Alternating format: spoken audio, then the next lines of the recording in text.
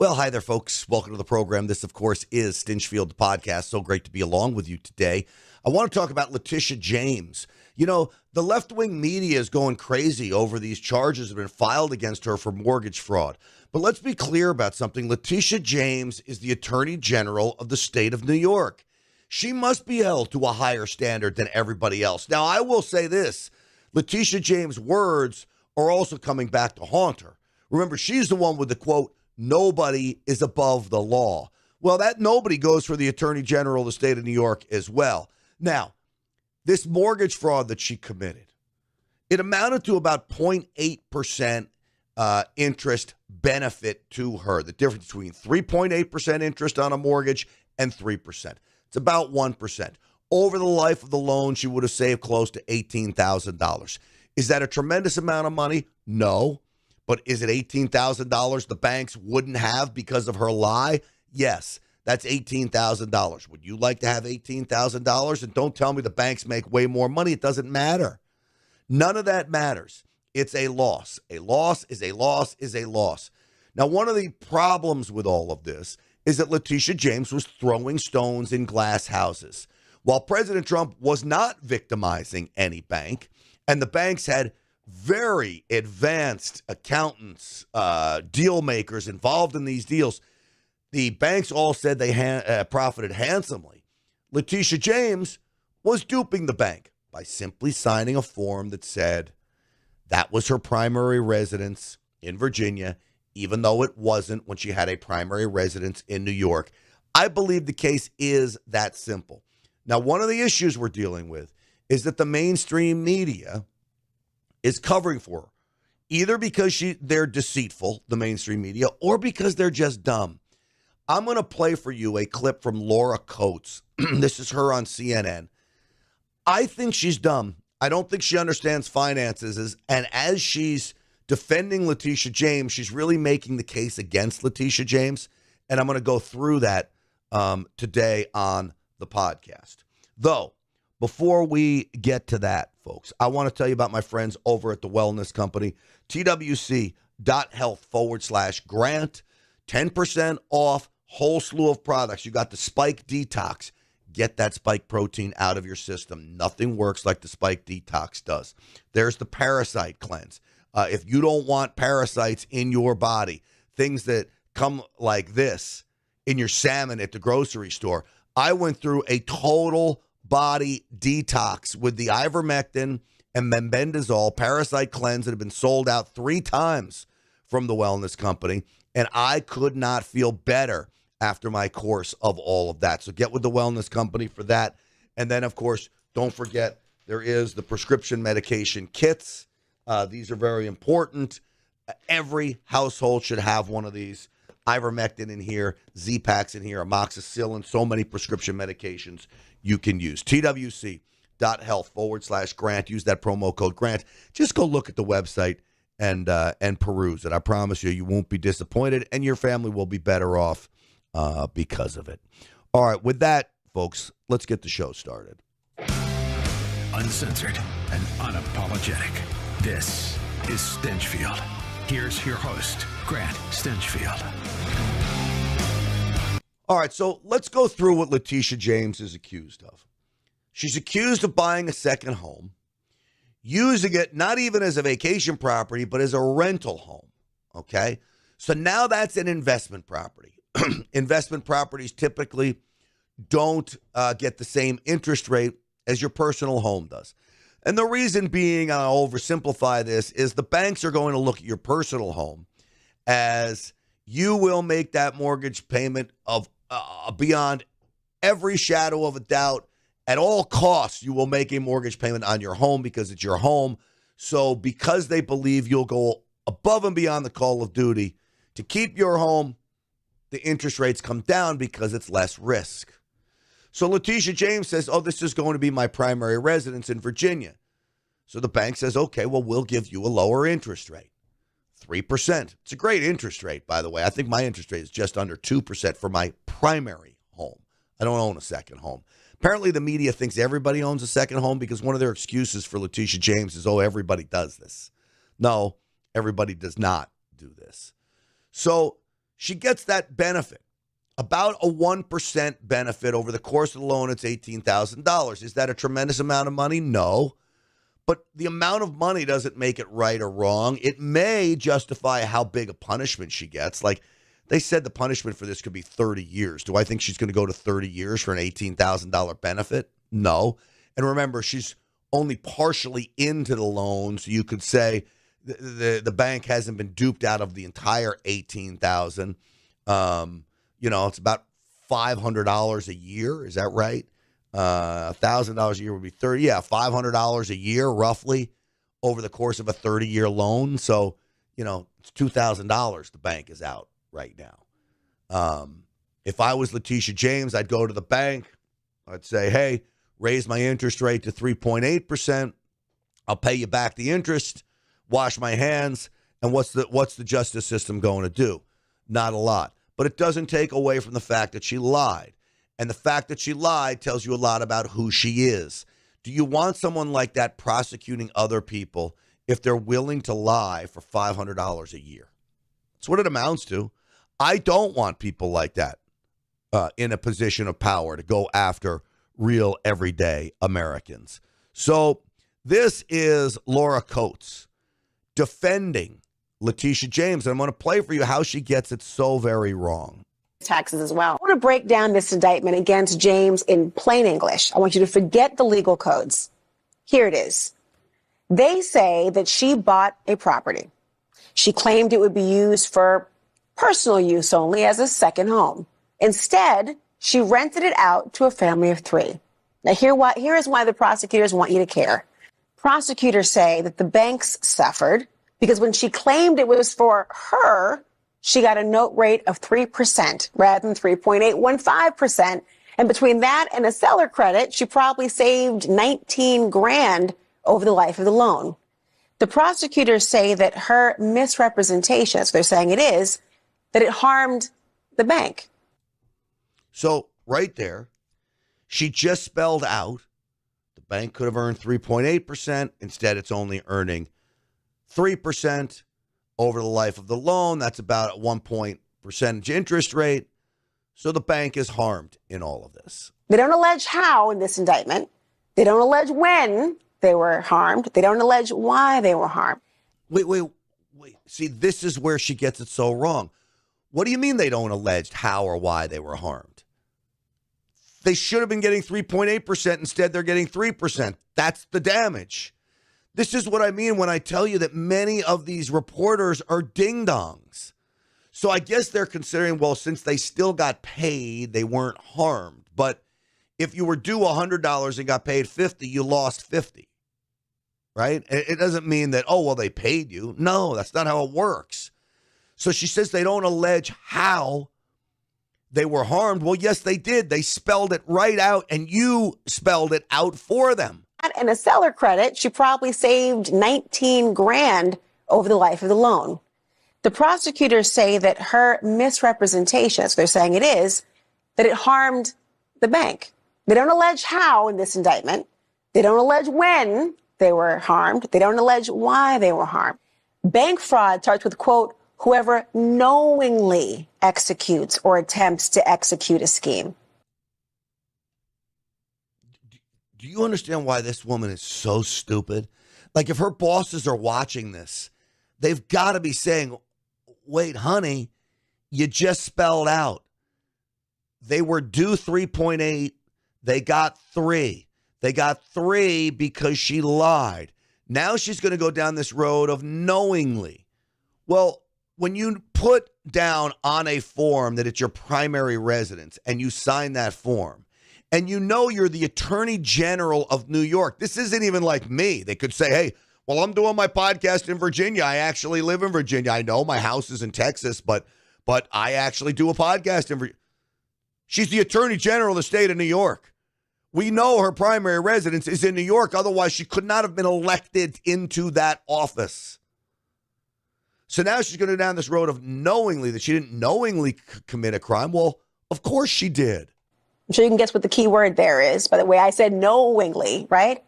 And for false statements to a financial institution, quote, whoever knowingly makes a false statement or report, Oh, there it is again. Knowingly. So is this woman, Laura Coates, trying to tell us that Letitia James didn't knowingly make a false statement? She signed the document. If anybody, a lawyer, the chief prosecutor in the state of New York is going to know, when you sign a document, you are expected to read everything. You're the one who allegedly filled it out. And if you're putting that down there as that's my primary residence, I think you knowingly misrepresented yourself. Knowingly. What does this mean? That the prosecutors, Lindsay Halligan in her office, whoever ends up prosecuting this case, they got to prove that James had the intent to defraud and deliberately lied to the loan provider. Not that it was a mistake or a typo. So is she saying it's a mistake or a typo because those in the mainstream media before this were claiming that everybody does this? Then some are claiming, well, the loss isn't that much, so she shouldn't be charged. Now they're going to claim that it was a typo. It's not a typo when you get a pretty good little benefit. If it amounts to $500 a month, could all of you use $500 a month? Of course. You knock $500 a month off your mortgage. Would you not be happy? Of course you would. So what is this? This may be $500 a year. So if you knock $50, $40 off your mortgage, were you not happy about that? Of course you are. Any little bit helps. But you can't lie about it. And that's what she did. Letitia James lied. And this Laura Coates is just stupid. She made the case about how she lied. She doesn't understand the case at all. She shouldn't be reporting on it. Let's put it that way. This was Byron Donalds listening to Letitia James, and he spells out what we all know. Is this a vindictive prosecution? I will acknowledge this. I don't think this prosecution would have come about if Letitia James didn't bring such an outrageous prosecution against President Trump. So in some respects, yes, but that doesn't take away from the fact that she still broke the law. Vindictive or not, you broke the law. I look forward to going into the office of Attorney General every day, suing him, defending your rights, and then going home. Congressman Donald, she said this is nothing to see here, it's just retribution, but that sounds like retribution. 100%. Her entire campaign for Attorney General of New York was to go after one man, and that one man was Donald Trump. She was letting real criminals go. She was letting them go scot-free in New York, but she ran just to go after President Trump, and it's wrong. It's a misuse of power, abuse of power. And now we find out that she was not on the up and up with her personal documents, and now she wants to feign outrage. Well, look, this is very simple. If you live in a glass house, don't throw stones. It's real simple. But unfortunately, Letitia James, she's indicted because it appears that, yes, she was defrauding mortgage companies to get a favorable down payment and a favorable interest rate, and she thought nobody was going to check. But somebody did check. And so guess what? Now she faces the music. So what are the chances of a conviction in all of this? What are the chances that we get her convicted? I think she can be convicted because I think the evidence is clear. I don't think she'll ever see the inside of a jail cell because the amount is so low, because we have a history of really not going hard on criminals. And when you look at the damage here, I don't think she goes to jail. Would I like her to? Absolutely. But I don't think she does. I'll explain why, and I'm going to play you an interview I did with Mehek Cook, one of President Trump's attorneys, who was instrumental in being a spokesperson for President Trump throughout the campaign and beyond. So we'll talk to her in just a moment. But before we do, I want to tell you about my friends over at get20now.com. Since we're talking about interest rates, how about getting 20% on your investment annualized, but that interest being paid monthly? So what the folks at get20now.com do, they are mining Bitcoin. The name of the company is NFN8. Feel free to do your research. Google them. You'll see they have a great reputation. And they have lived up to all their promises with me. I want to tell you, I made a sizable investment with the folks at NFN8. And they pay me like clockwork. The end of the month, I get a check direct deposited into my account every month. So while I'm sleeping, my investment is working for me, knowing that I'm going to have that income every month. Get20now.com. It's about Bitcoin mining. And there is a leaseback portion of this. Not to get too in the weeds, I'll let them explain it to you. You'll get some tax advantages from this too, which is really amazing. So get20now.com. It's about Bitcoin mining. You can lock in to 20%. You're not going to experience the wild swings of Bitcoin, but you take advantage of the Bitcoin craze. Get20now.com. That's get20now.com. Up to 20% annualized return on your investment paid out monthly. Great stuff. When they call you, make sure you answer the call or call them back. My buddy Corey will be the one calling you. He's a principal in the company, and he'll be able to answer all your questions. Get20now.com. All right. So the mainstream media has all kinds of excuses for Letitia James, including everybody does it, it was a mistake, and maybe now this is just a technicality. A technicality? It's an extremely serious use of the Justice Department to prosecute someone for what looks like a technical violation. And again, the ill-gotten gains alleged here, less than $19,000, under circumstances which we can all see are highly, highly questionable. No, we can't all see that. A technical violation. It sure looks to me like she broke the law. And by the way, there are victims in this, the bank. When it came to President Trump's case that Letitia James brought, there were no victims. And all the banks said they profited handsomely off President Trump's deal. Well, I want to bring in now Republican strategist and attorney Mehek Cook is back with us. Mehek, it is so great to have you back on again. Thanks for having me, Grant. All right, Mehek, I can't help but look at the media. Their reaction to this. Everybody does this. It's a technical violation. What do you say to them? Grant, where was this media when Letitia James was going after President Trump for bogus charges today? I think the hypocrisy is staggering, and the American people are watching not only the Democrat Party implode, but that the media is in their pocket.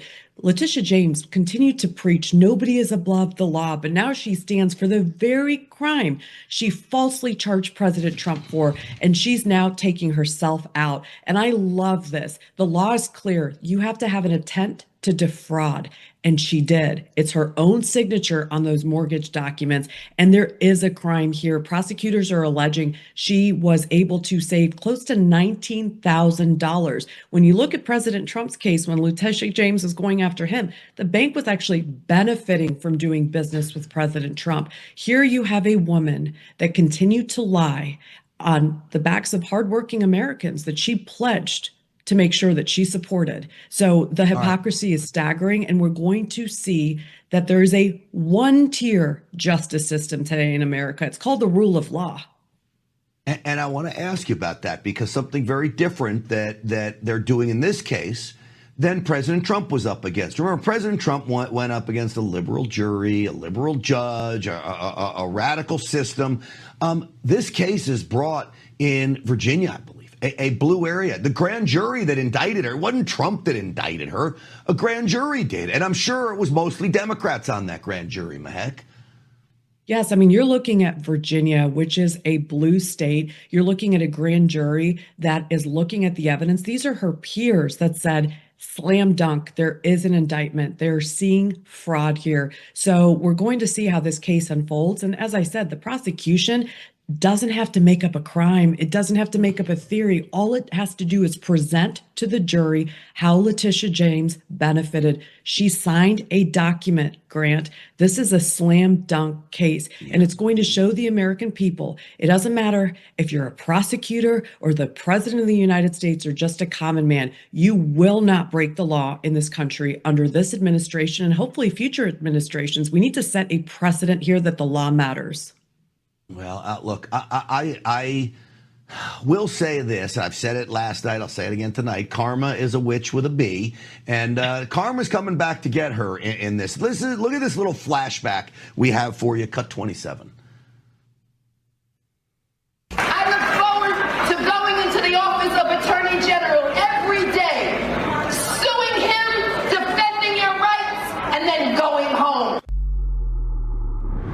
That was going after President Trump, was what she was saying, Mehek. Now, she claims that we're coming after her, but again, it's a very different situation. Do you think they get a conviction in this case? I know it's very hard to predict how these things go down, but she signed the paper. She doesn't live in Virginia. She lives in New York. How does she say it isn't what it seems to be? Well, you have to remember, President Trump built skyscrapers, created jobs. Letitia James called it fraud. Now, she's allegedly lied on a bank document to get cheaper loan, and she's calling it politics. And that's what the media is doing today. I think it's going to be a case where we have the law on our side. She should be getting 30 years per count. But at the end of the day, I think the grand jury is going to look at this and say there's not harm, even though legally there is.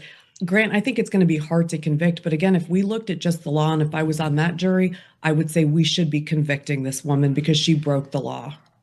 You know, I don't know if this counts as a disagreement with you, because usually you and I are spot on. I think we get a conviction, but I think you get some kind of a suspended sentence. The truth is it's $18,000, right? So, and that's over the course of the loan. We're only 4 years into the loan. So, you're like $8,000 is what the damage is. I think they can convict her, but I think the judge says, you know what, we're gonna sentence you to absolutely nothing, maybe a little probation.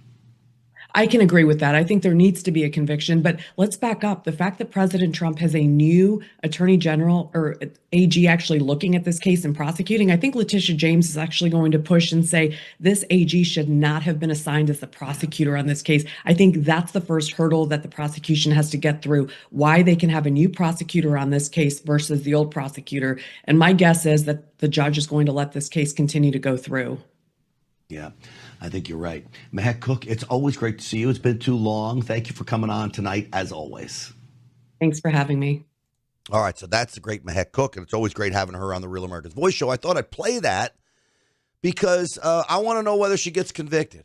And so it's interesting to hear her say it's going to be tough to get a conviction.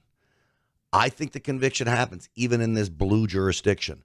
But I don't think she gets any jail time. I know that's going to disappoint a lot of you. You know, we're going after all these people on real penny ante things, quite frankly. Letitia James, this is penny ante. I mean, think about what she's done. She's upended lives. She's persecuted the National Rifle Association and President Trump. Abuse of her office would be a much bigger charge to go against her than for this. But we got to get her where we can. Same thing with James Comey, lying to Congress. You know, you can't lie to Congress, and that's a serious crime, but it's not as serious as the crimes that he actually committed, leaking classified information, using the power of his office to go and imprison American citizens for no reason. Those are the crimes that I want them convicted of, including treason, because I think Letitia James was part of the treasonous attempt to run a coup against the United States. Will that happen? I'm not sure it will. So you now have this guy, Pritzker, okay? Pritzker is coming out and saying that if you have President Trump in office, which we do, that come the election next time, I want you to think how devious this guy is. He's the governor of Illinois, all right? He is a phony fake fraud, and he uses fear to try and scare Democrats into just basically hating President Trump. It is the ultimate of Trump derangement syndrome. Another thing that's happened, and very few people paying attention, you probably are, which is they demanded, the DOJ did, our voter data.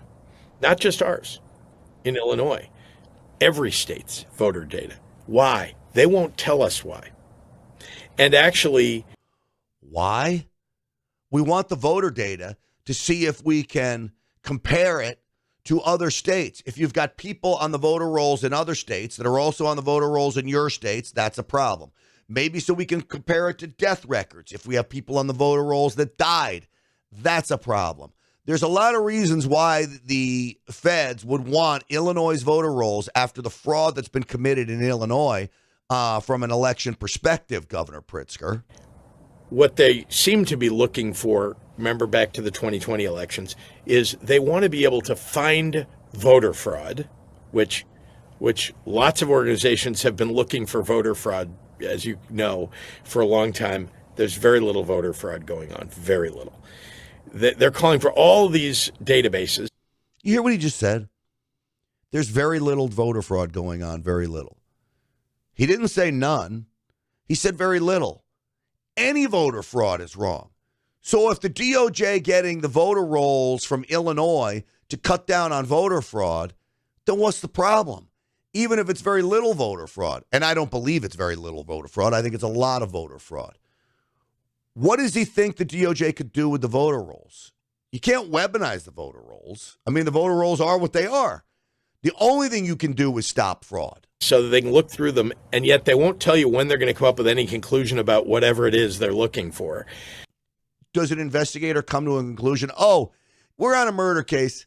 2 weeks from Thursday, we're going to have it solved. It's not how investigations work, fat ass. Next year, when we have a November election, I think you're going to see two things that occur. One, you won't have had any results from this mass collection of data, of voter data. And then the second is you're going to have soldiers or people dressed. Wait for this. Wait for this. This is where the scare tactics come in. And this is why so many people have Trump derangement syndrome, because they believe this wackiness. The soldiers at polling places saying we're protecting your voting rights. This is about voter integrity. And then the possibility that they'll be doing what Michael Flynn urged the president to do back in 2020, which is seize the ballot boxes at the polling places so that we can have the military do a fair count. Now, does anyone think that there's any possibility of that happening? The Constitution clearly states that the states must run their own elections. You're not going to be able to have the military come in and grab the ballot boxes, as much as it probably needed to be done, and Michael Flynn was probably right about it.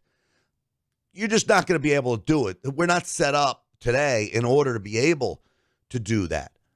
So it's never going to happen. The states run their own elections. Now, the DOJ can come in and investigate fraud inside the states, and that's what they're doing here, and Pritzker's just flabbergasted by it. Oh, if you put all the things together that are happening right now, that wouldn't surprise me at all. Think about how hard they fought on this issue of whether the election had been stolen in 2020, right? The January 6th riot being an example of that, but lots of other things. And then all of those people at January 6th, being pardoned. All of that, put all those together and ask yourself, do you think what I just said is completely ridiculous? Yes, I do. Completely ridiculous. I'm asking myself, is what Governor Pritzker said completely ridiculous? Yes, it's completely ridiculous because you're a ding-dong who really actually wants to dupe everybody else. Truth is, I call you a ding-dong. You may not be. You're a billionaire. Your family's a billionaire. Your family's filled with billionaires. You may not be a ding-dong. You may be the Gavin Newsom type, sly as a fox. The bottom line is, though, it's ridiculous, and what you're doing is literally lying to the American people, and this is what Democrats do. So, J.B. Pritzker, you ought to be ashamed of yourself, man. You ought to be ashamed of yourself. So let's go back to 2018. I did this because I thought it would be fun. 2018, 2019, J.B. Pritzker was under investigation. Nothing ever came of this. Why? Because the Biden DOJ wins in 2020, and this just goes away. But I think we need to bring back this investigation. J.B. Pritzker, his wife, and his brother-in-law are now under federal criminal investigation. They allegedly used toilets to avoid taxes. Governor Pritzker purchased this mansion in Chicago back in 2007. It remained vacant for years. According to the Chicago Tribune, all the toilets were removed from the home in October 2015. Doing that allowed the home to be classified as uninhabitable. It changed the property assessment value from $6 million to $1 million.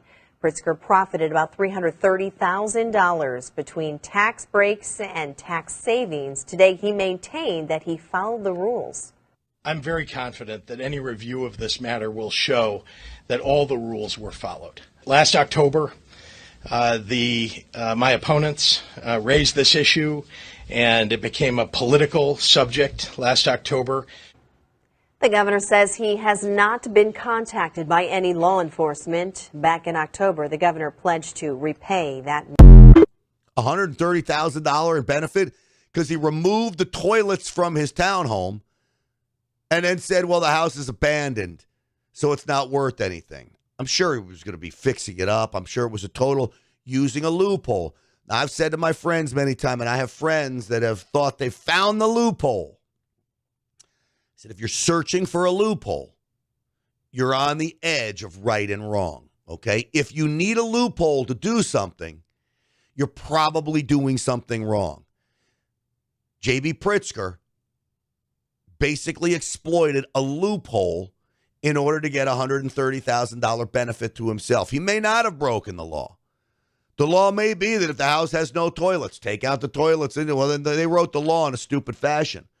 But make no mistake, he was duping the taxpayers out of their money, whether lawfully or not, whether using a lawful way of doing it, an end run.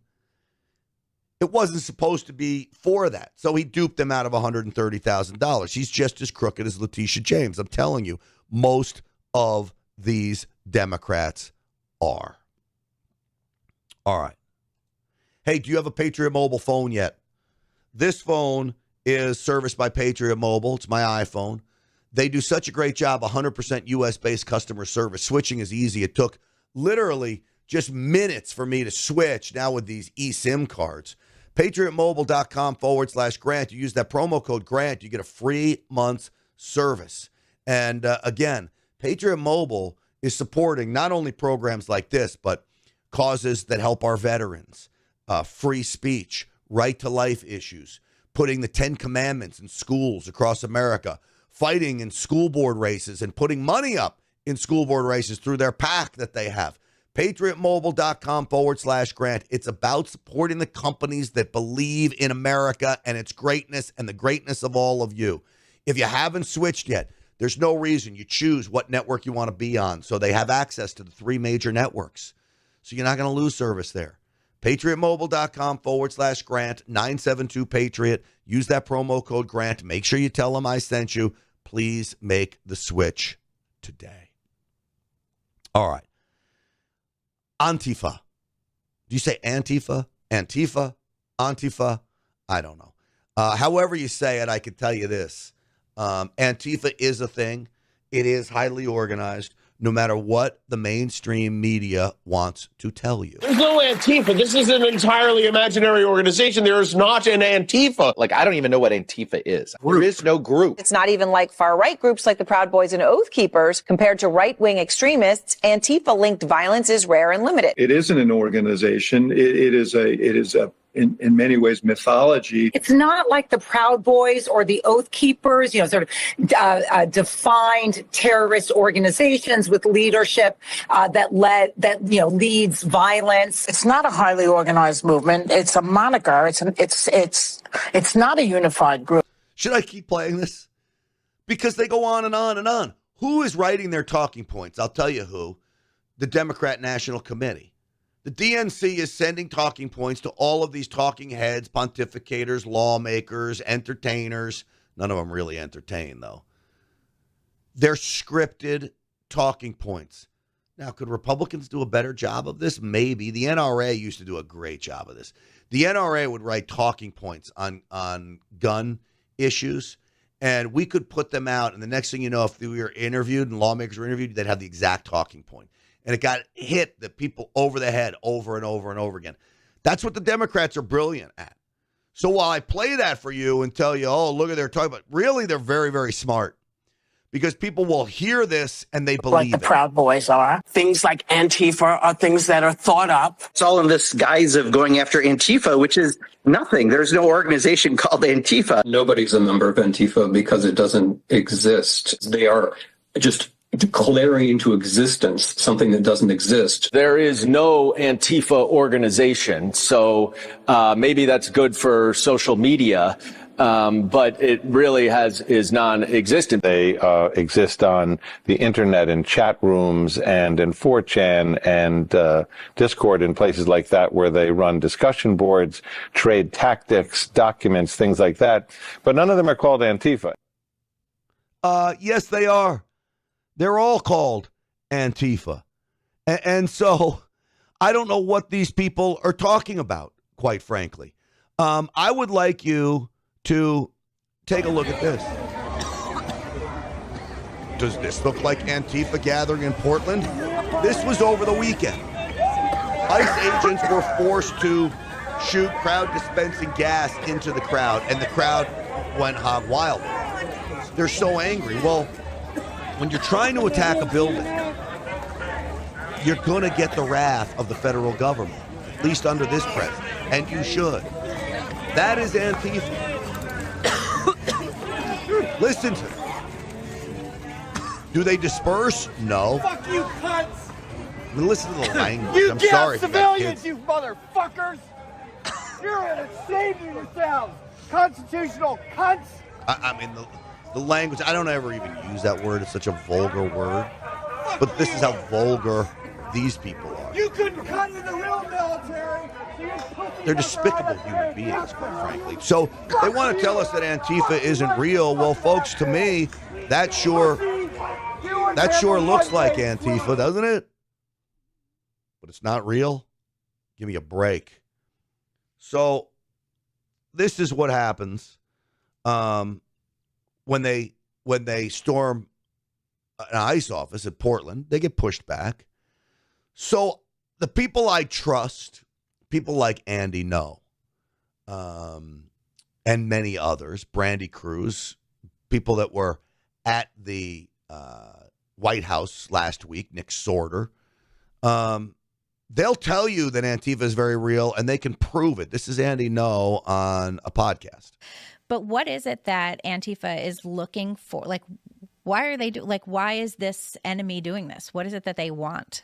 I can answer that. Is it? Is it simply the violent overthrow of the government? I mean, what is it? Yes, for the ultimate goal is to destroy the United States. Antifa as a movement, it's anarchist communism. Like, people sometimes have just simply branded them as communists. That's not the full picture. Reality is that it was an extreme. There are communists in Antifa, but they're more so, the majority of them are anarchists and anarchist communists. And so the violence is done essentially out of nihilism. And that's why there's such brutality in it. Setting buildings on fire when people are inside. Or in the case of, in June, the ICE facility, trying to lock and barricade the doors on the ICE facility and set it on fire when there are people inside. These type of brutal, cruel, subhuman type of acts of violence. And their motto is become ungovernable. Mm-hmm. So they want to destroy not just the U.S. as a nation, but they don't want necessarily replace it with like a communist regime. They want to destroy everything, all the institutions, the concept of nation states. So when they do things like aid in giving out drug paraphernalia, there's a reason for that. In the homelessness, they believe it's an attack. Mass homelessness they view as an attack on capitalism. It's destabilizing to communities. They like that. They know that the money from the drugs that are flowing in, that are killing people, helps foreign and international cartel networks that keeps migrants coming in. All that's meant to destabilize the U.S. They know they don't have the tanks or the type of weapons that can compete with the U.S. military. So their goals are attacking infrastructure and playing a very long game. And they've had a lot of success. I mean, so they have. And he knows a very, very smart guy when it comes to this. He's done a lot of research and, of course, come face to face with these street goons. I do find it interesting that when he talks about they want total anarchy, they want government to collapse, they hate the idea of capitalism. And so how do you attack capitalism at its core? Well, homelessness. Homelessness, I will acknowledge, is not a great example of what happens in capitalism, but capitalism is about survival of the fittest. And so when you become homeless, I blame it more on the homeless people than I blame on the system, because there is plenty of help out there for homeless people, but it's not going to make capitalism look good. I'll acknowledge that, okay? Other than the fact that, and I keep going back to defending capitalism because it is the best system on earth. Because anybody who wants anything can use capitalism to their benefit to go out and get it, okay? So they use homelessness as an example to destabilize capitalism, to attack capitalism, to say, look at this. And then it gets even deeper than that. If Antifa is working with the cartels to push drugs into our country, what is the main driver of homelessness? Drugs. So this is how they attack our culture. Brilliant stuff from Andy No. It really is. So here they are, they're attacking us. And then you have, again, people out there like Keith Ellison, who was former congressman, now attorney general in one of these Midwest states. He's claiming Antifa's not a thing, but yet, leave it to the internet to go back to 2018. Keith Ellison says he's never heard of Antifa until Trump brought it up. Meanwhile, he's with an Antifa handbook back in 2018. So the fact that there is nobody even knows what it is. The first person I ever heard use the word Antifa was Donald J. Trump when he was going on about how there were good people on both sides in Charlottesville. That's the first time I ever heard anyone use the term. So now it's this amorphous thing, and if nobody's really Antifa, then everybody could be. And the reason you can't find them is because they're just that crafty. So the fact... Well, look at this here. He's got an Antifa anti-fascist handbook that he tweeted out. So if they're not a thing, who printed up the handbook? Somebody must have. Somebody came up with the idea for the handbook. And obviously inside the handbook, I'm sure it lays out all of their battle plans to take their fight to the streets. So instead, the Democrats will now accuse Republicans of being the violent ones. And they'll always come back to January 6th, January 6th, January 6th. Well, I saw Wesley Hunt, the great congressman from Texas, Republican, make a counter argument to that claim. Wait a minute, that's not January 6th. That's May 31st, 2020. That's right in front of the White House. That's where the president lives. And at the time, President Trump was ushered into a bunker because his life was being threatened. Where was the hotline? Next photo. That's not January 6th either. That's July 27th. That is in Portland. And that is Antifa rioting and pillaging our country. Where was the hotline? Next slide. Well, hot damn. That's not January 6th either. Those are more rioters that are destroying and rioting in Salt Lake City. Next slide. I believe, is that it? But wait, there's more. And that's not January 6th either. That's June 1st, 2020. And that's the streets of D.C. that are being rioted and pillaged by rioters. Where's the outrage? Where's the hotline? This is what domestic terror looks like. This is not a school board meeting. There is no hotline for any of these riots. And we are going to have a hotline that's going to report parents for caring about their children's education. And even further, the DOJ would rather investigate 1,000 more people from January 6th than any single person in these photos.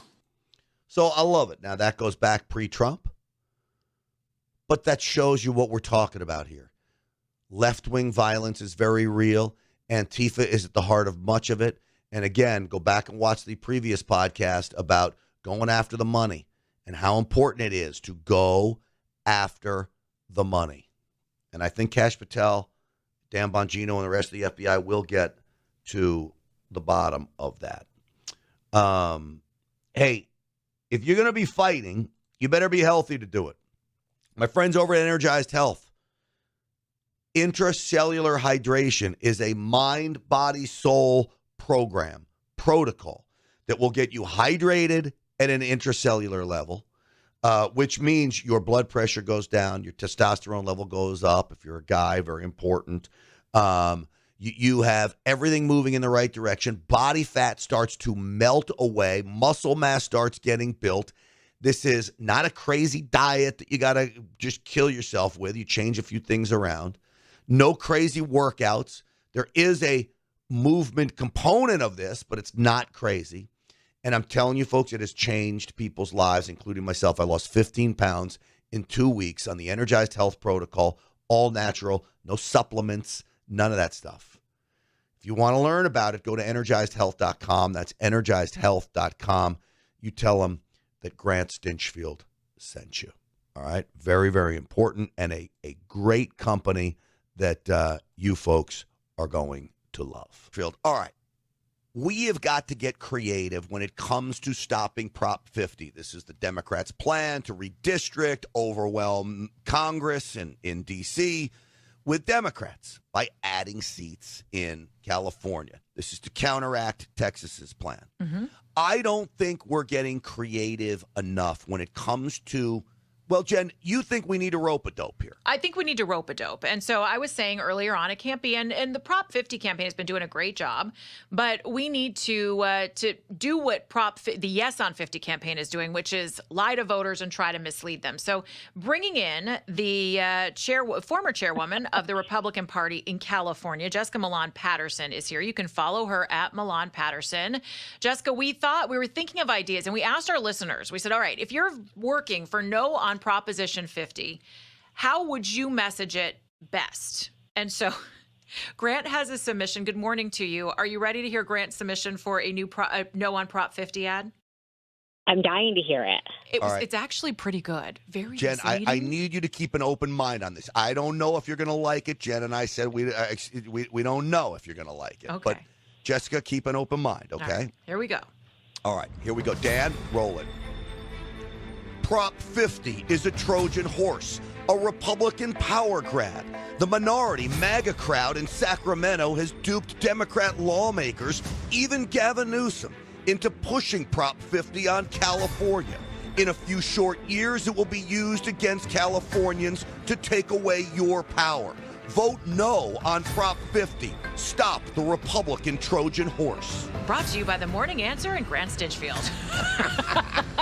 All right, Jessica, what do you think? Should we rope-a-dope these guys and lie like the Yes on 50 campaign continues to do? I'm pretty disappointed I didn't think of this myself. It's rope-a-dope is what we do. It's brilliant, and I'm going to share that with the group. The good news is that we happen to be right on the issues. So we don't need to lie. We just need to make sure that we get our message out there. When we talk to people about this particular initiative, taking the power away from the people and giving it to Sacramento politicians who are drawing maps with DC insiders and lobbyists, that's not what California voters want. That is certainly not what they voted for, and they are not willing to give up their core principles, ideals, and values of what we have done here when it comes to political reform and giving power to the people just because it's being done in other places. And, I mean, that's a whole nother argument because what's happening in a place like Texas is very different from what's happening here. All right, so what made us think of this is we heard Steve Hilton's commercial, and it's a great commercial, but it really goes after Gavin Newsom. And that's going to get, the Republicans, the people listening to AM 870, the Make America Great Again crowd to vote no. And we need to inform them. But it's not going to work for Democrats. So do you think this maybe even independents is too usable? Could we do something like this? I think that you're absolutely right when it comes to what different messages or messengers help with on turnout, right? The Newsom ads, we have one of those too, and that is very helpful to turn out Republicans. But when we're talking to Democrats that believe California is on the wrong track, very gettable, persuadable Democrats, independents who have seen what California Democrats have done to our state, and every single time that we give them power, they never relinquish it. There has to be a different message or different messengers. And when we talk about a few things, this special election is now costing us $300 million.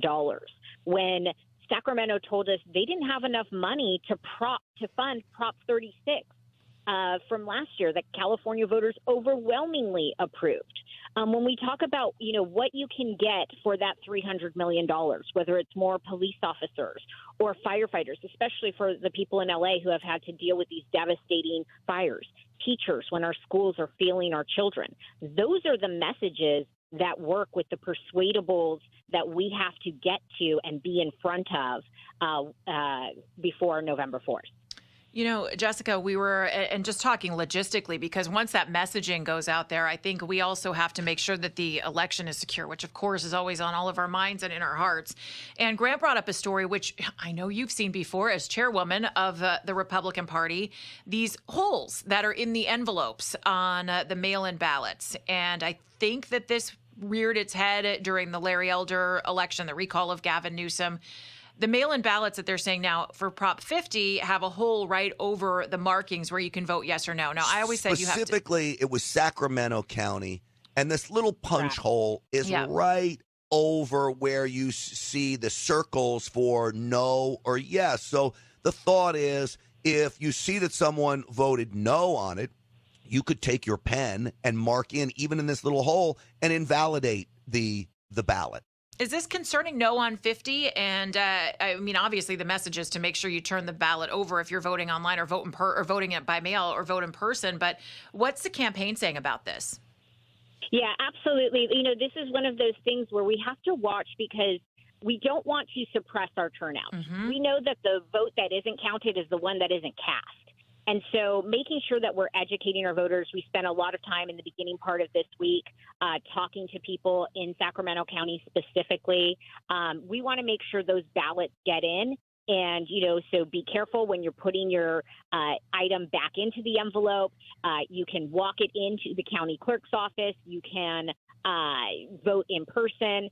So all of these different things that we can do to make sure that there's confidence in our election.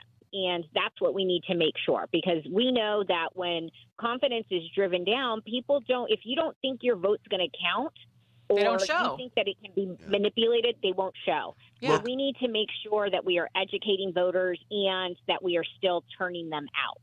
So there's an easy solution, and Jen said it. You turn your ballot over.